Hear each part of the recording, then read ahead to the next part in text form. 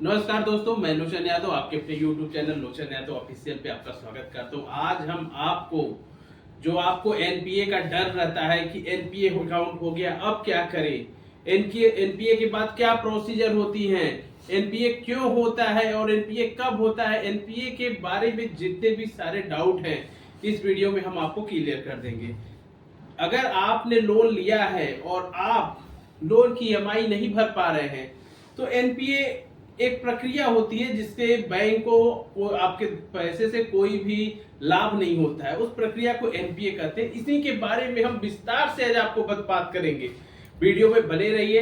Video अच्छा लगे तो चैनल को लाइक शेयर सब्सक्राइब जरूर करिए। देखिए, एनपीए नॉन परफॉर्मिंग एसेट, ऐसा धन जिससे बैंक और एनबीएफसी कंपनी को कोई फायदा नहीं हो रहा है।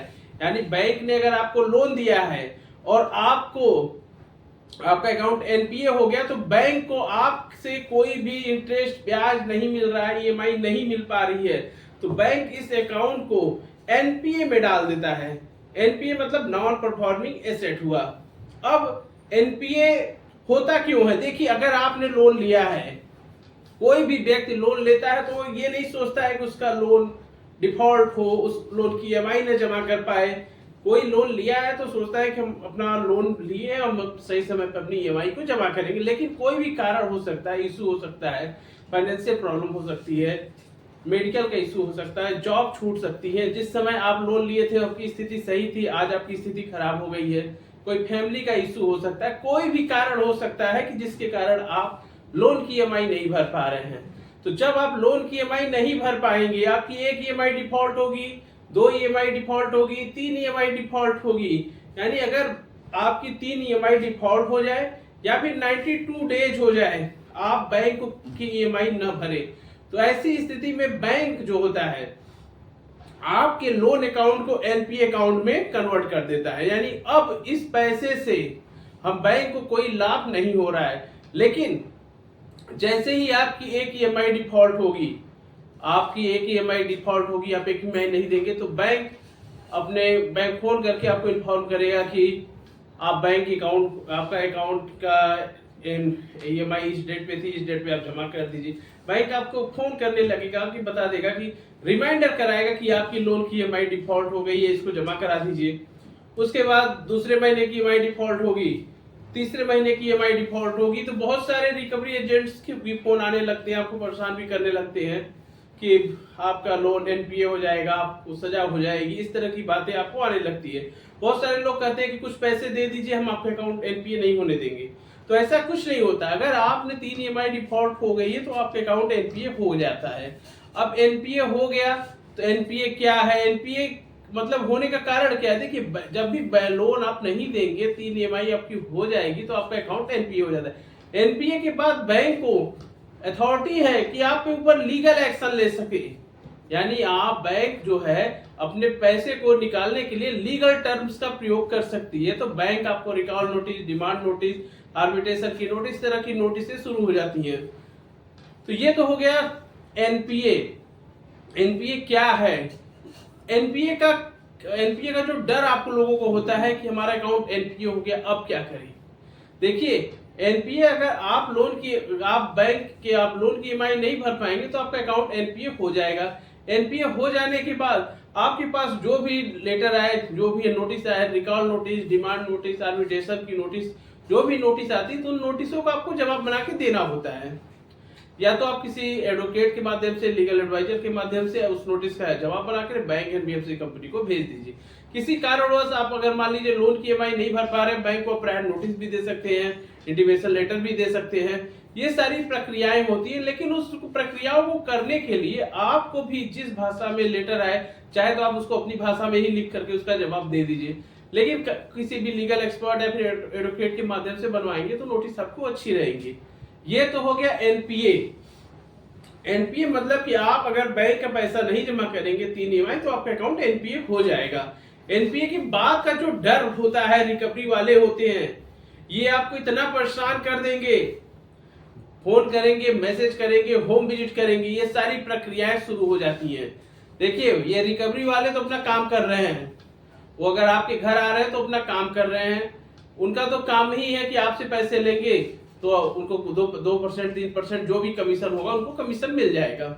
ये तो हो गया रिकवरी एजेंट जो आपको परेशान करते हैं, तो इनसे परेशान होने की उतनी जरूरत नहीं। अगर कोई रिकवरी एजेंट आपके घर होम विजिट करता है, आपको होम विजिट करता है, तो उससे जब भी कोई रिकवरी एजेंट आए तो उससे होम विजिट लेटर, डीआरए का लाइसेंस और आई कार्ड, ये 3 डॉक्यूमेंट जरूर पूछिए। अगर ये 3 डॉक्यूमेंट है तो आप उनसे बात करिए, नहीं तो उनसे बात करने की आपको जरूरत नहीं है।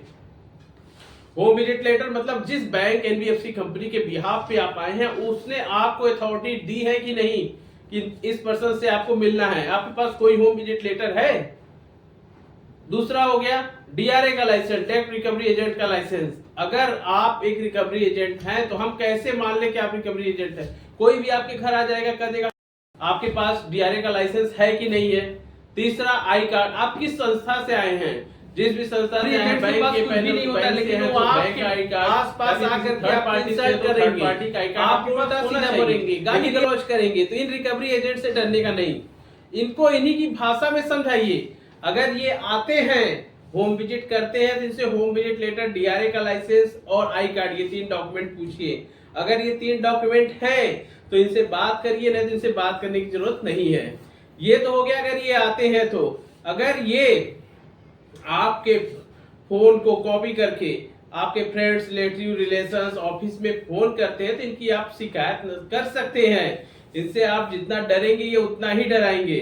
ये जब भी आते हैं तो आप इन्हें भैया, बाबू और सर कहेंगे तो ये आपके सर पे ही चढ़ जाएंगे। हाँ, अगर आप लीगल हैं, अगर आपको अथॉरिटी है, लीगल है, तो आप इनसे बात करिए। नहीं तो आपके घर में कोई भी आके कहेगा हम रिकवरी एजेंट वाले हैं, आप उनको कैसे मानेंगे?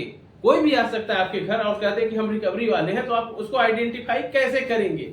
लेकिन इन सब चीजों को आपको ध्यान देना है। और बैंक और एनबीएफसी कंपनी को आप प्रायर नोटिस दे दीजिए कि अगर हम लोन डिफॉल्ट होने वाला है, आपको मालूम है कि हम आगे से ईएमआई नहीं भर पाएंगे, हमारी स्थितियां सही नहीं है, तो बैंक को प्रायर नोटिस भी दे सकते हैं। बैंक एनबीएफसी कंपनी को प्रायर नोटिस दे दीजिए, इंटीमेशन लेटर दे दीजिए। ये तो प्रक्रियाएं हो गई। लेकिन ये रिकवरी वाले आपके दोस्त, फ्रेंड्स, रिलेशंस में जो ये फोन करते हैं, तो इनकी आप कंप्लेन भी करिए, क्योंकि लोन आपने लिया है, ना कि आपके दोस्त ने, फ्रेंड्स ने या फिर किसी और ने। और बैंक एनबीएफसी कंपनी जो अनसिक्योर्ड लोन होती है उसको इस तरह बांट रही है जिसमें सिर्फ आपकी सिविल और बैंक स्टेटमेंट को देख करके ही लोन दे रही है। तो ऐसी स्थिति में उनको ये अथॉरिटी किसने दी है कि आप लोन नहीं भर पाएंगे तो आपके दोस्त के पास फोन आएगा? लोन लेते समय तो ये सब कोई बातें नहीं थी। तो ऐसी स्थिति में आप उनकी कंप्लेंट डायरेक्ट कर सकते हैं। ये तो हो गई प्रक्रियाएं कि आप एनपीए होने के बाद क्या होता है। एनपीए होने के बाद लीगल फॉर्मेलिटीज, लीगल टर्म्स शुरू हो जाते हैं, जिसमें आपके पास recall notice, demand notice, arbitration की नोटिस आती है। और हम एक चीज बार बार कहते हैं, अगर आपके पास पैसे हैं तो इनके पैसे दे दीजिए। अगर पैसे हैं तो इनके पैसे आप दे दीजिए। जैसे आपके पास रिकॉल नोटिस आएगी, डिमांड नोटिस आएगी, आर्बिट्रेशन की नोटिस आएगी, उसके बाद सेटलमेंट की प्रक्रिया शुरू होगी। लेकिन कोई भी नोटिस आए, चाहे नोटिस देख लीजिए, अगर नोटिस जेन्युइन है, सही है, रियल है, तो आपको उसका जवाब देना ही है। अगर आप लोन डिफॉल्टर हो गए हैं, लोन लिए हैं, लोन की ईएमआई नहीं भर पा रहे हैं, तो आप अपनी फाइल जरूर मेंटेन करिए। कोई भी नोटिस आती है तो उस नोटिस का आपने जवाब क्या दिया, इस चीज को आप नोट करिए। आप उसको जो भी स्पीड पोस्ट कर रहे हैं, मेल कर रहे हैं या फिर कुरियर से भेज रहे हैं, उसकी एक फाइल भी आप मेंटेन करिए, जिससे कि भविष्य में आपको जब सेटलमेंट कराना हो तो आपके लिए ये सब चीजें आपको नुकसान न करे। अगर कोई केस फाइल होती है तो हाँ, ये सब चीजें आप अपनी रख सके। इसलिए कोई भी लोन हो, अगर लोन डिफॉल्टर हो गए हैं तो आप अपनी फाइल अपने से मेंटेन करना शुरू कर दीजिए। और एनपीए के बाद आपके पास जो भी लीगल टर्म्स होते हैं, बैंक के पास अथॉरिटी हो जाती है कि वो आप पे लीगल कानूनी कार्रवाई कर सकते हैं, आपके पास लीगल नोटिस भेज सकते हैं।